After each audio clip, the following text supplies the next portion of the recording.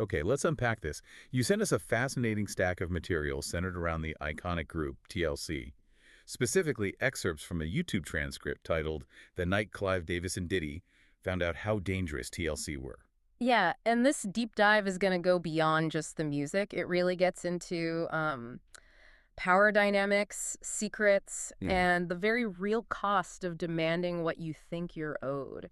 Especially in an industry like that, this source lays out quite a story. Right, so our mission today is to pull out the core narrative here. We're Yeah. looking at how TLC went from this massive success to feeling, well, completely ripped off. Exactly. And then what they did about it, which apparently shocked everyone. And then there's the path Left Eye took afterwards, which the source presents as surprising and pretty unsettling. And how this other story, seemingly separate, involving Chili, Usher, and Diddy, might actually connect to something, well, deeper and darker.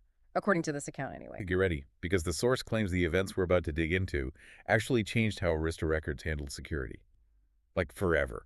Apparently, it left Diddy pretty embarrassed too, and yeah, left behind questions that the source suggests are still kind of hanging out there decades later. Okay, let's dive in. The setup.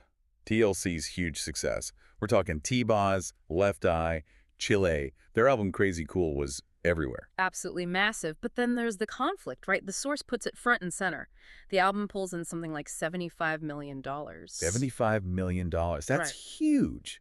Now, contrast that with what the source says the members actually got out of it. Yeah, this is the kicker. Each of them handed a check for just $50,000. 50,000 from a $75 million album. The source even talks about their living situations at the time, despite being global stars. Driving beat up cars, barely any furniture. They felt, and the source uses their word, broke. That disconnect, that feeling of being totally cheated despite the success, Yeah.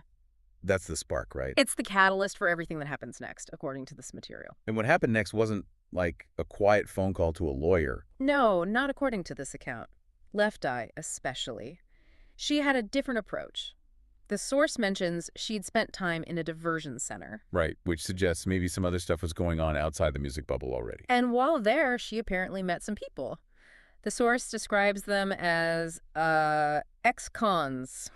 Big guys, intimidating, definitely down to ride. So Lisa gathers this crew. And the plan was pretty straightforward. Drive to New York, go get the money.